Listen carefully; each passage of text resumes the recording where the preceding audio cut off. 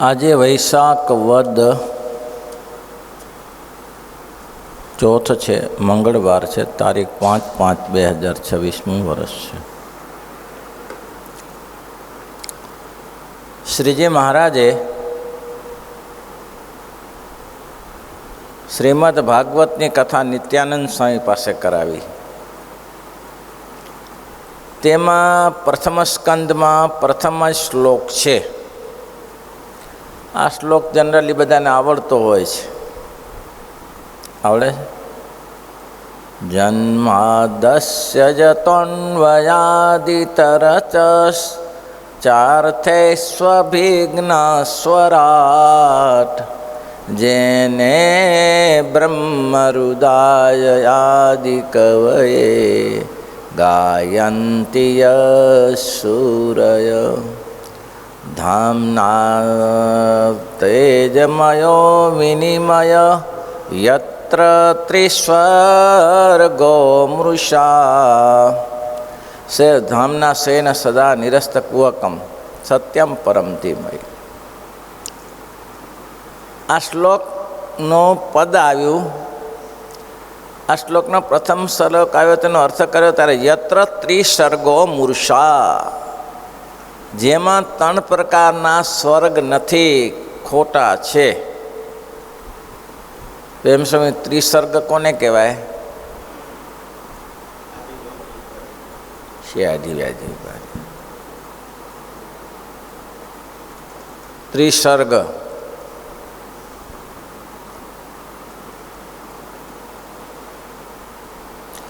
સર્ગ મૃષા એવું કહ્યું છે. ભગવાનના સ્વરૂપમાં 30 સર્ગ નથી. સત્વ રજ અને તમ આ ભગવાનના સ્વરૂપમાં નથી. સત્વગુણથી શું ઉત્પન્ન થાય છે? સત્વગુણથી મન અને ઇન્દ્રિયોના દેવતાની ઉત્પત્તિ છે. સત્વગુણથી. તમોગુણથી ઇન્દ્રિયો, બુદ્ધિ અને પ્રાણ ઉત્પન્ન થાય છે. રજોગુણથી શું ઉત્પન્ન થાય છે? પંચતત્વ અને પંચતન્માત્રા અને ત્રિસર્ગ કહેવાય. તો ભગવાનની અંદર આ કંઈ છે જ નહીં. સમજવું એટલું સરળ નથી કે તમે કે હું એટલું સમજી લઈએ. ભગવાન પોતાના સ્વરૂપ માટે કહે છે, પછી તરત બીજું અંતઃકરણ દેવતા, માયાના 3 ગુણનો સર્ગ, પંચભૂત, ઇન્દ્રિયો, અંતઃકરણ દેવતા અને ભગવાનના સ્વરૂપના ત્રિકાળમાં છે જ નહીં એમ સમજે. આ ભગવાનના સ્વરૂપમાં છે જ નહીં. તો પછી ભગવાન તો તમારી સાથે બેસે છે, ઉઠે છે, ખાય છે, પીએ છે, એ શું છે? ત્યારે માત્ર દ્રષ્ટિ માત્ર છે, કથન માત્ર છે. આગળના વચનામૃતમાં ઘણા પ્રથમના વચનામૃતમાં કહેવાય ગયું, એ ભગવાન તો તમારા જેવા દેખાય છે. વાગોળ્યા કરો વચનામૃતિને, એમાંથી ઊંચા નહીં આવો. તમારા જેવા દેખાય છે, પણ કેવા છે?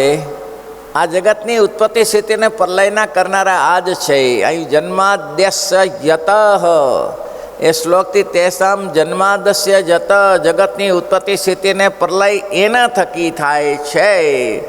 નહીં કે બ્રહ્માદિક દેવ આ જગતની ઉત્પત્તિ સ્થિતિ પ્રલય કરી શકે, ના કરી શકે. બ્રહ્માદિક દેવતાઓ પણ જગતની ઉત્પત્તિ સ્થિતિને પ્રલયને કરી શકતા નથી.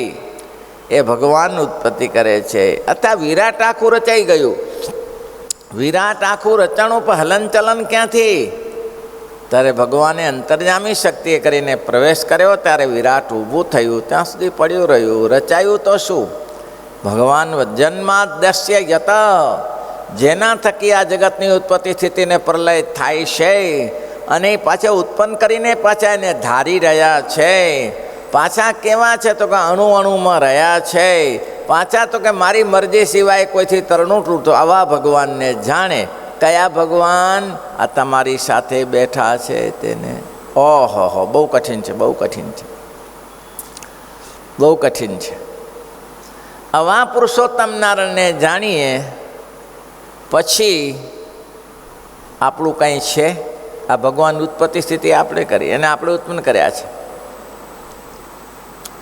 એક ભાઈ હમણાં 2 દિવસ પહેલાં જ કહેતો હતો કે હું વચનામૃત વાંચું છું, મનન કરું છું, નિધિધ્યાસ કરું છું, બધો જ કરું છું. મને એમ થાય છે કે હું આ ભણ્યો કોના માટે ભણ્યો, આ હું નોકરી કોના માટે કરું છું, આ બૈરી છોકરા બધા છે, એક દિવસ તો બધું હાલ્યું જવાનું છે, તો એ કાળી મજૂરી શા માટે કરું છું, પાછો એનો અભાવ આવતો નથી. જુઓ તો ખરા, એનો અભાવ નથી આવતો. પત્ની છોકરાનો અભાવ આવે છે અને સાધુનો કેમ અભાવ આવી જાય? ભગવાનના સ્વરૂપમાં કંઈક દેખે તો કેમ અભાવ આવી જાય?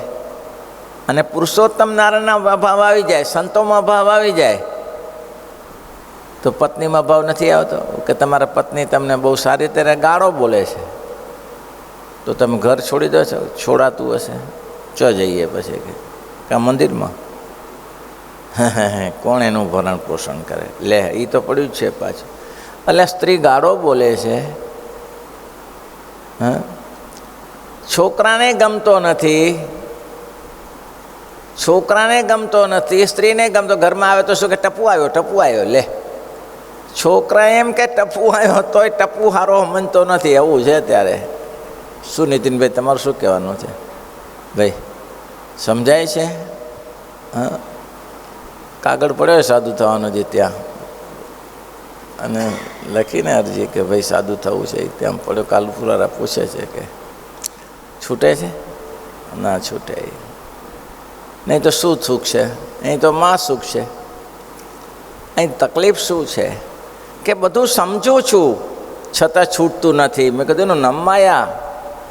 તમે સમજો છો ને છૂટતું નથી, એનું માયા. સમજીને છોડી દે. એ મહારાજ કે દૈવી યશા ગુણમયી મમ માયા દુરતે મામેવ પ્રત્યંતે. એને છોડી દે, મને મને પામે છે. એ માને છોડી દે, એ મને પામે છે. કારણ શું છે? તમારી સાથે મહારાજ જમે છે, તમારી સાથે બેસે છે. તડકો લાગે ત્યારે ઝાડ નીચે ગરી જાય છે, પગમાં કાંટા લાગે ત્યારે બૂટ ચંપલ પહેરી લે છે, ગરમી લાગે ત્યારે છાંયો કરવો પડશે, તરસ લાગે ત્યારે પાણી પીએ છે, ભૂખ લાગે ત્યારે. એક ચરિત્ર તો ભૂલાતું નથી, જે મહારાજે થાકીને આવેલા અને પછી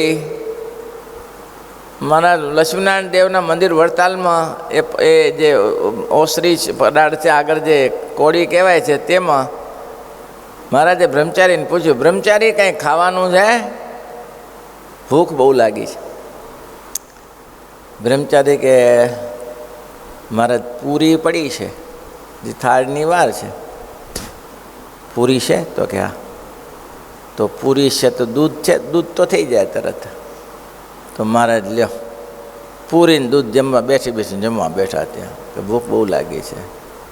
હવે આમાં આટલી ભૂખ લાગી હોય અને તમે યત્ર તિસર્ગો મૂર્છા કહો, ક્યાં મેળ બેસે? સત્વરજ તમ કંઈ છે જ નહીં એવું તમે કહેવા જાઓ તો ક્યાં મેળ બેસે? કહો. સમજાય કેવી રીતે? છે તો ખરું જ, પણ સમજાય કેવી રીતે? એટલું તો સમજાય એનું કામ થઈ ગયું. સમજાય એનું કામ થઈ ગયું. જો આ જગતમાં સમજો, હા, બાપ દીકરાનો પ્રેમ અગાધ છે, છૂટ્યો છૂટે નહીં. પણ છૂટી જાય, છૂટે ના છૂટે. બાપ દીકરાનો, પતિ પત્નીનો સંબંધ છૂટે? એ ભાઈ, પતિ પત્નીનો સંબંધ છૂટે કે ના છૂટે? છૂટાછેડા લઈ લે, છૂટી જાય. છૂટી જાય ને. શેઠનો ને કર્મચારીનો સંબંધ છૂટે કે ના છૂટે? શેઠને કર્મચારીનો સંબંધ છૂટી જાય કે ના છૂટી જાય? છૂટી જાય. છૂટી જાય ને. છૂટી જાય. મારા તાર નથી અનુકૂળ. બોલો કે પગાર વધારે જોઈએ તો કે નહીં મળી શકે, તો કાંઈ મળ્યું પડતું. મિત્રનો સંબંધ તૂટી જાય કે ના તૂટી જાય? એ કયો. તૂટે કે ના તૂટે? તૂટી જાય. તૂટી જાય. કંઈક લેવા દેવામાં કંઈ વાંધો પડે તો મેલ પડતું, તું તારા ઘરે ને હું મારા ઘરે. પણ ભાઈ કદાચ ભાઈએ અલગ પડી જાય, આતડા થઈ જાય, ભાઈઓ ભાઈઓ ભાઈઓ બહેનો, એનો એ સંબંધ લાંબો ના રહે. પણ એક સંબંધ ના તૂટે, ના તૂટે. કયો સંબંધ? કયો સંબંધ? હે? શું? હવે એ તો અલગ વાત છે. ભક્ત અને ભગવાનનો સંબંધ છે. એ ભગત એ મારો બધો ભગવાન ના ભજે, તૂટી ગયો સંબંધ એની સાથે. પણ બાપ દીકરાનો સંબંધ તૂટે? બાપ દીકરાનો સંબંધ તૂટી જાય અને કંઈક લખટી બનાવે તો નામ એના બાપનું જ આવે, પાછળ આવે ને કંઈક બીજો બાપ ન થાય, પત્ની બીજી થઈ જાય, પણ બાપ દીકરાનો સંબંધ છે એ કોઈ દિવસ તૂટે નહીં. એવું ક્યાં આપણે માન્યું છે? એવું માન્યું છે? બાપ દીકરાનો સંબંધ ગમે એટલું કરે, બાપની સાથે અબોલા હોય એને કાંઈ લેવા દેવા ન હોય, વર્ષોથી સંબંધ તૂટી ગયો હોય, પણ નામ તો એના બાપનું ને બાપનું જ આવે. પાછળ જ્યારે નામ લખે ને ત્યારે એના બાપનું જ લખે. કોઈ એમ કહી શકે કે હવે મારો બાપ મરી ગયો, હવે મારે નામ લખવાની શી જરૂર હોય, બીજો બાપ કરી લો, થતું હશે એવું? બાપ દીકરાનો સંબંધ કોઈ દિવસ તૂટે નહીં. અને જો તમે ભગવાનની સાથે બાપ દીકરાનો સંબંધ રાખ્યો હોય, બાપ દીકરાનો સંબંધ રાખ્યો હોય, પાર્ટિસિપમાં પાર્ટ તરીકે રાખ્યા હોય તો કે છૂટી જાય, પણ બાપ દીકરાનો સંબંધ રાખ્યો હોય, તમે માનો કે ભગવાન મારા બાપ છે ને હું એનો દીકરો છું, તો તમને કોઈ એમ કે આ ધર્માદામાં 25 લાખ આપવાના છે, તો તમને એમ થાય કે આપવાનું કોનું છે? છે કોનું? મહારાજનું જ છે. તો એમાં શું? એને મારે ક્યાંક કહેવાની જરૂર હતી? આવો સંબંધ કોઈ રાખી શકતું નથી. દાદા ખાચરે રાખ્યો. એકવાર અભય રાજાના દરબારમાં મહારાજ આવ્યા અને લીમડાનો પરિચય આપ્યો. મહારાજ કે અભય તો ક્યાં? આ લીમડાને ઓળખો છો? મહારાજ લીમડો કડવો લીમડો હોય, છાંયો સારો આપે છે. પણ મહારાજ કે હું તમને લીમડાનું પૂછું છું, લીમડો ઓળખો છો? મહારાજ ઓળખું છું ને લીમડો તો લીમડો. અરે એ નહીં, ઉમેદગઢ ગયા હતા? તો કે હા ગયો તો ને. તમે તરસ્યા થયા ને ઘોડા તરસ્યા થયા હતા? તો કે થયા હતા ને. ત્યારે વિઠલાનંદ ને બાવાનંદ ને બાળાનંદ બે ગુરુ ચેલો હતા, બાપ દીકરો હતા. એને લીમડાને કાંકરી, અરે મહારાજ તમે? બોલો તમે મહારાજ? હા મહારાજ કે હું. હા હા હા હા હા, ગજબ કર્યો. સ્વામિનારાયણ ભગવાન 58માં આવ્યા, 1758 ને 1858માં આવ્યા, બરાબર? 58માં લોજમાં આવ્યા. પછી મહારાજનું સ્થાન કયું? લોજમાં જ જતા આવતા ને મહારાજ. તો એનું બીજું સ્થાન તો હતું ને, કારિયણી આવતા, કરિયાણા જતા, બધા ગામમાં આજુબાજુના ગામમાં બધે ફર્યા મહારાજ. રામાનંદ સ્વામીનો જ્યાં જ્યાં સત્સંગ હતો કચ્છમાંય ફર્યા. રામાનંદ સ્વામીનો જ્યાં જ્યાં સત્સંગ હતો ત્યાં ત્યાં મહારાજ ફર્યા. પણ 1861માં મહારાજ કારિયાણી પધાર્યા અને અભય રાજા આવ્યા અને મહારાજને વિનંતી કરી કે મહારાજ તમે ગઢપુર પધારો. ત્યારે શ્રીજી મહારાજે કહ્યું કે સારું અભય, તમારો સંકલ્પ પૂરો કરીશું, અમે ગઢપુર આવીશું. અને 1861માં શ્રીજી મહારાજ ગઢપુર ગયા અને આ પ્રસંગ બન્યો. શું કહ્યું? આ લીમડાને જાણો છો? વિઠલાનંદને બાલ, હા હા હા હા મહારાજ જાણું છો. હા મહારાજ બહુ દયા કરી, મહારાજ દયા કરી. અભય રાજાએ હાથ જોડીને કહી દીધું, મહારાજ આ ગઢડું તમારું છે, આ ગઢડું તમારું છે, આ બધી સંપત્તિ તમારી છે, મારી કોઈ નથી. તમે સાચવી લો તમારી સંપત્તિ. જ્યારે ભગવાન પુરુષોત્તમ નારાયણ આવે ત્યારે હું એ માલિક શેનો બનું? એ સંપત્તિ ભગવાનની છે. એટલું જ નહીં, શ્રીજી મહારાજે અભય રાજા તો પછી 2-5 વર્ષમાં ધામમાં ગયા અને દાદાની ઉંમર નાની. કે મહારાજે કેવા હેરાન કર્યામાં બાકી રાખ્યું, કસોટીમાં બાકી રાખ્યું. પણ લગારે દાદા ખાચરની રેખા હાલી નથી દાદા ખાચરની. કેમ? તો કે મહારાજે આમ કેમ કરે છે?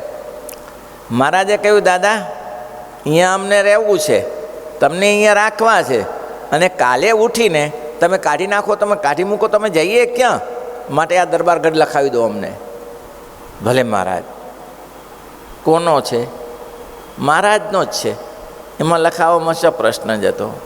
આ યત્ર તિસર્ગો મૃષા, ધામના સ્વેન નિરસ્ત કુહકમમાં 2 સૂત્ર જબરદસ્ત આપ્યા છે કે છે જ નહીં એનામાં. એનામાં એવું કંઈ છે જ નહીં. ભગવાન મારા બાપ છે. બાપનો સંબંધ બાંધ્યો. ક્યારે? તો કે અભય રાજા તો થોડા દિવસમાં ચાલ્યા ગયા. પછી અભયધામમાં ગયા ત્યારે શ્રીજી મહારાજ બેઠા, બધા કુટુંબીજનો, દીકરીઓ ને બધા આવી ગયા. 4 દીકરીઓ ને દાદા ખાચરને આવી ગયા. ત્યારે મહારાજે અભય રાજાને પૂછ્યું, અભય? તો કે હા રાજન, કંઈ માગવું છે? કોઈ ઈચ્છા છે? છેલ્લી ઈચ્છા તો પૂરી કરીએ. હા મહારાજ, ઈચ્છા છે ને. તો કે શું? તો દાદો બેઠો હતો. દાદાનો હાથ લઈ અને શ્રીજી મહારાજના હાથમાં આપ્યો કે મહારાજ, અત્યાર સુધી દાદોને હું મારો દીકરો માનતો હતો, હવે તમે તમારો દાદો માનજો.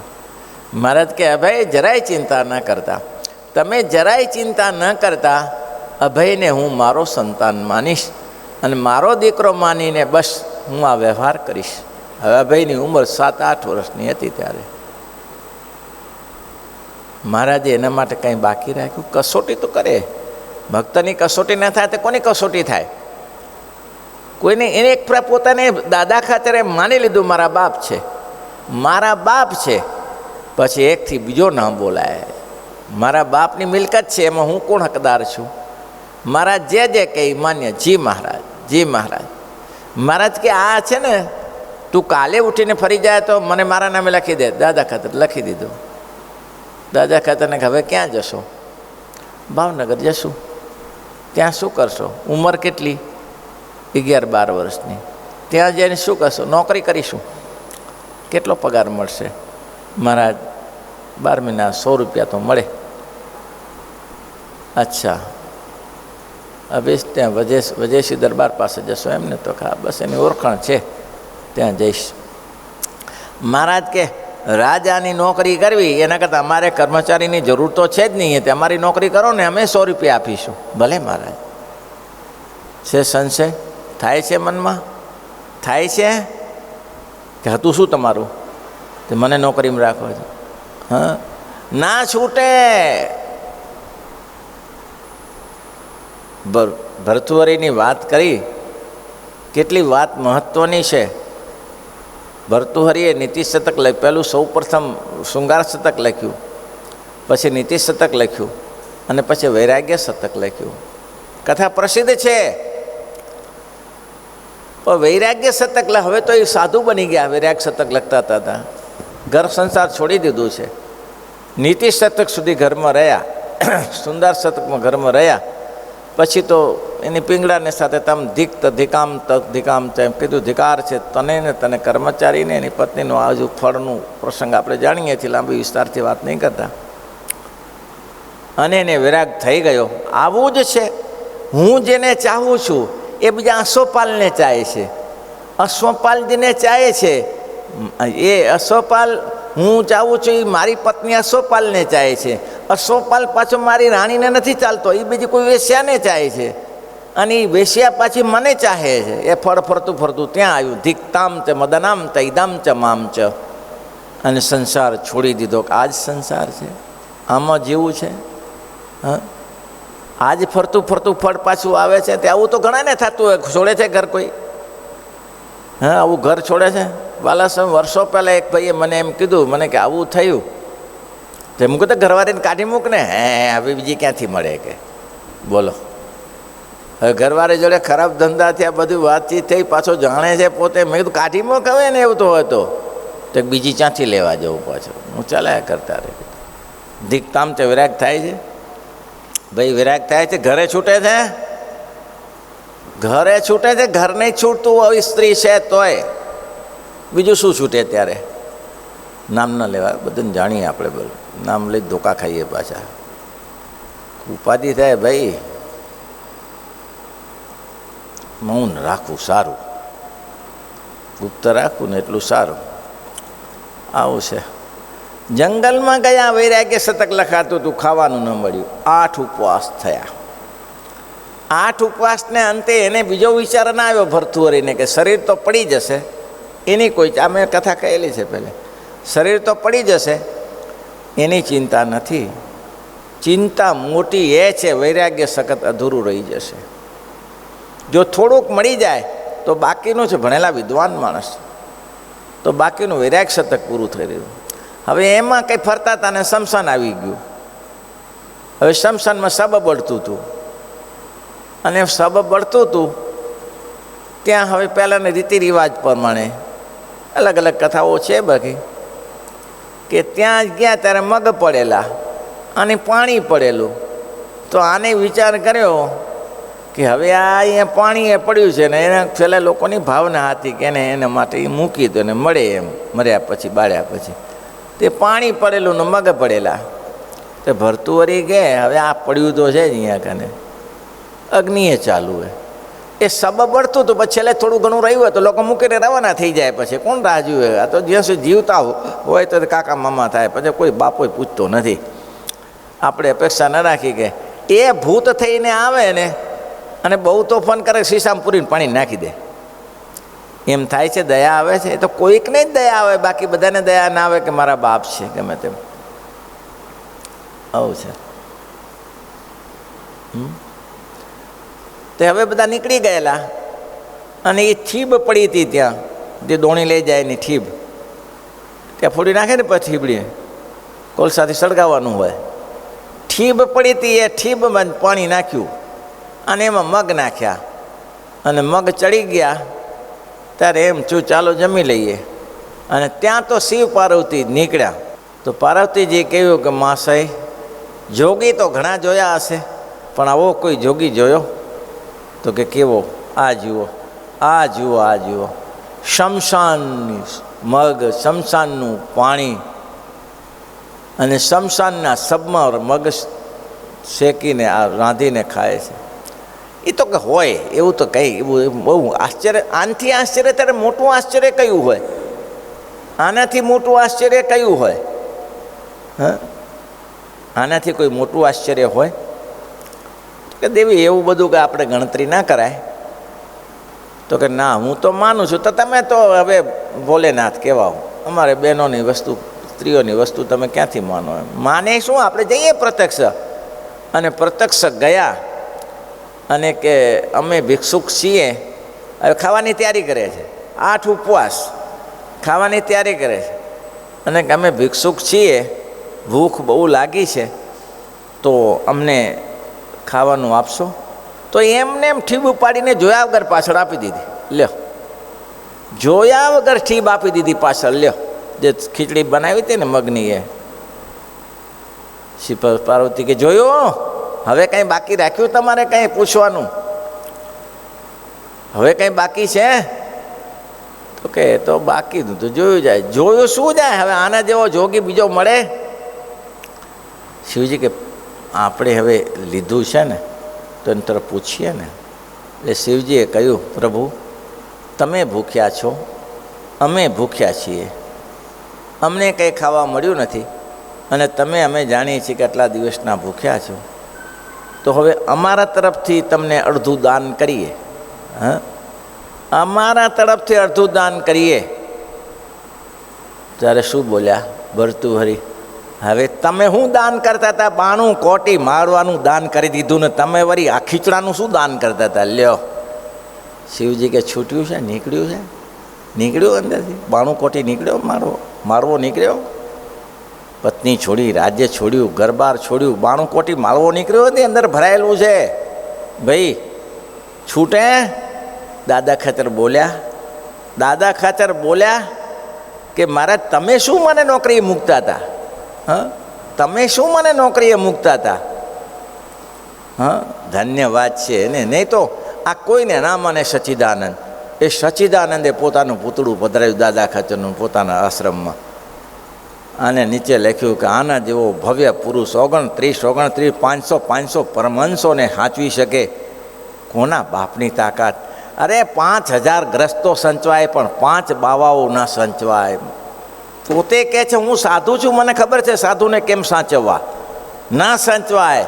500 તો વાત કરી, 3,000 સાધુઓ મહારાજના વખતમાં હતા. એના ચોકા થાય અને એને ખવડાવવાનું ધન્યવાદ છે ને.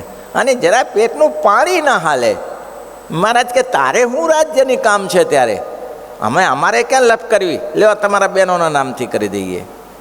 કોઈ દિવસ કહ્યું ભલે મહારાજ જેમ રાજી થાવ તેમ. એને માન્યું જ નહોતું, મારું છે એમ માન્યું જ નહોતું. મારા બાપ છે અને મારા બાપની આજ્ઞા દીકરાને માનવી જોઈએ. આવી નિષ્ઠા હોય, ધન્યવાદ છે ભાઈ. યત્ર તિસર્ગો મૂર્છા કરવા જઈએ, શું મૂર્છા થાય સમજાય ત્યારે. અને બાપનું સમજાય, માનો તમને બાપનું, તમે તમારા બાપ છે, બાપ પ્રત્યે પ્રેમ હોય તો તમે એટલું તો કહી શકો કે બાપા આ ખોટું થાય છે. સાચો છોકરો તો એટલું કહેતો ખરો ને, બાપા તમે આ કરો છો પણ તમે જ મારા પિતાશ્રી છો, હું કંઈ તમારી આજ્ઞા ઉલ્લંઘન નહીં કરું, તમારે જેમ કરો એમ કરો, આટલું ખોટું થાય છે. પણ દાદાએ ક્યારે એમ કહ્યું ના, મેં મારા બાપ માન્યા છે, પણ એ મારા બાપ કોણ છે? યત્ર તિસર્ગો મૃષા, જેની અંદર કામ, ક્રોધ, લોભ, મોહ, મત્સર, આશા, તૃણ, જેને કહેવાય કે એની અંદર મન અને ઇન્દ્રિયોના દેવતા છે જ નહીં. તો એની અંદર ઇન્દ્રિયો નથી, મન નથી, પ્રાણ નથી, બુદ્ધિ નથી, પ્રાણ નથી, એ તો અલિપ્ત છે. એટલું જ નહીં પણ એની અંદર પૃથ્વી જળ તેજ અને શબ્દ સ્પર્શ રૂપ રસ કે ગંધ એનાથી રહિત છે, એનામાં આ વસ્તુ છે જ નહીં. આવું સમજાય. યત્રથી સર્ગો મૂર્છાય નથી. આપણે મૂકીએ આગળ કાલે બીજું શ્રીપતિમ શ્રીધરમ સર્વદેવેશ્વરમ ભક્તિધર